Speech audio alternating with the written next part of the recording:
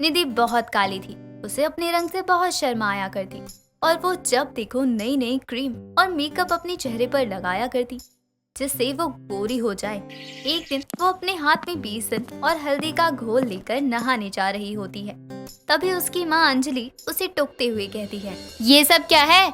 घर का महीने का आधा राशन तो तू नहा कर ही खत्म कर देती है। कभी दूध से नहाती है, कभी बेसन से, तो कभी नमक से। अरे ये सब खाने पीने की चीजें हैं, इनको क्यों बर्बाद करती है तू? माँ, मैंने आज ही अखबार में पढ़ा है कि बेसन से नहाने से गोरे हो जाते हैं और हल्दी डालने से रंग निखरता है। इसलिए आप मुझे जाने दीजिए और टोकिए मत। देखना कैसे निखर कर आऊंगी बाथरूम से बाहर। निधि ये बोलकर बाथरूम में जाती है और जब वो बाहर आती है तो पूरी पीली हो गई थी क्योंकि उसके उपटन में हल्दी ज्यादा थी।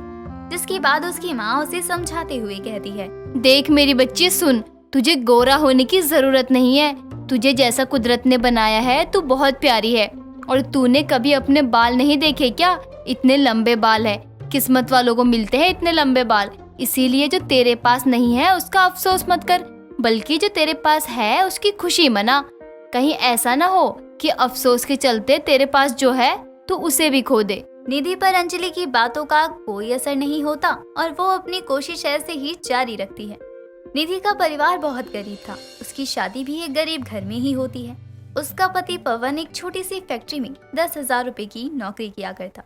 एक दिन निधि काली साड़ी पहनकर खुले बाल लिए पवन के सामने आती है और एक पल के लिए तो पवन डर जाता है और उससे कहता है, अरे मेरा इंश्योरेंस भी नहीं है, फिर क्यों मुझे डरा कर मारना चाहती हो?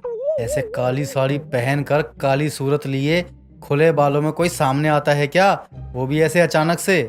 अजी, आप भी मुझे काली बोल रहे हैं। आपको शर्म आनी चाहिए कि मैं आपकी बीवी हूँ।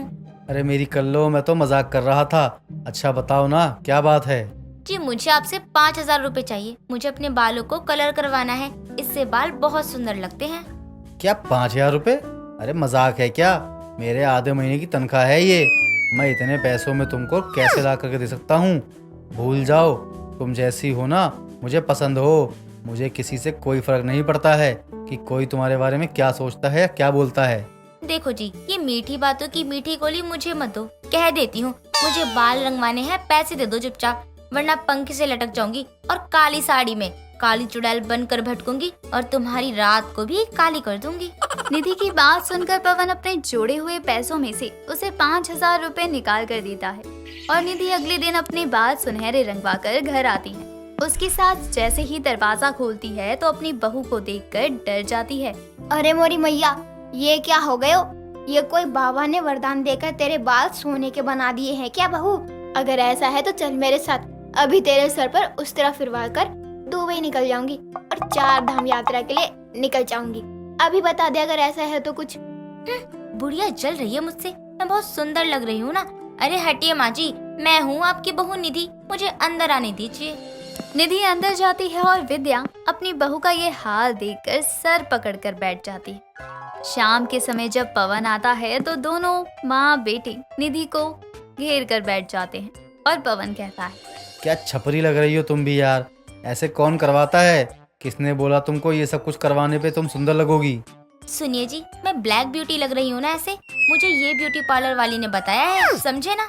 अरे मेरी गोबर की घासी राम बहू, वो सब तो पार्लर वाली अपना धंधा जमाने के लिए कहती है। मैं भी तो जाती हूँ तो मुझे भी हेमा मालिनी कहती है वो, जबकि मैं तो कटरीना लगती हूँ। निधि दोनों से मुंह बनाकर वहाँ से चली जाती है और अब विद्या और पवन भी उसे समझाने की कोशिश नहीं करते, पर विद्या पूरी कोशिश करती है कि निधि बाहर आ जाए। वो हर सामान पहले ही घर में लाकर रख देती। 2-4 दिन तो ऐसे ही निकल जाते हैं। एक रोज विद्या की बहू काली सूरत और सुनहरे बाल लेकर बाहर जा रही होती है तो विद्या उसे रोकते हुए कहती है, अरे अरे राजधानी, कहाँ को जा रही है?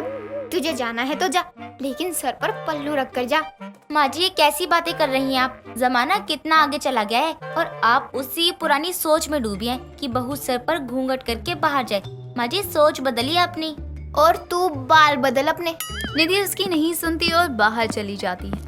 कुछ समय बाद निधि रोते हुए घर आती है। तब तक पवन भी घर आ चुका था और निधि रोते हुए सबको कहती है, माँ जी, आज तक तो लोग मुझे बस काली कहकर चिढ़ाते थे, लेकिन अब तो कच्चा बादाम वाली चुड़ैल, द्वारका मोड़ मेट्रो वाली चुड़ैल, मेहंदीपुर बालाजी से भागी भूतनी आलू प्याज वाली चुड़ैल, एनाबेल, कंचना, ना जाने क्या क्या कह रहे थे वो लोग मेरे बारे में। मैंने तो तुझे समझाया था, लेकिन तूने मेरी सुनी तब ना। अब हम गरीबों के पास इतने पैसे भी नहीं है कि दोबारा 5,000 लगवा कर तेरे बाल रंगवा पाए। कोई बात नहीं बहू, अब जैसी है उसी में खुश रहे। कहते हैं कि हमारी गलतियों की सजा हमको जीते जी मिलती है। आज वो देख भी लिया।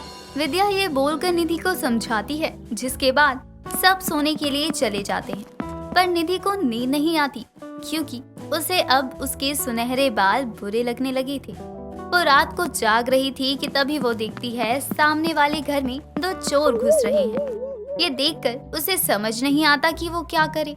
वो तुरंत पुलिस को कॉल करके बुलवा लेती है और उस घर में चोर के पीछे जाती है। चोर सामान चुरा रहे थे। जैसे ही एक चोर की नजर शीशे पर जाती है, वो अपने पीछे निधि को खड़ा देखता है, जिसकी काली सूरत और सुनहरे बाल देखकर वो उसे चुड़ैल समझ लेता है और जोर से चिल्लाता है, चोर चोर चोर, एक सेकंड, चोर तो हम है, भूत भूत, मम्मी बचा भूत।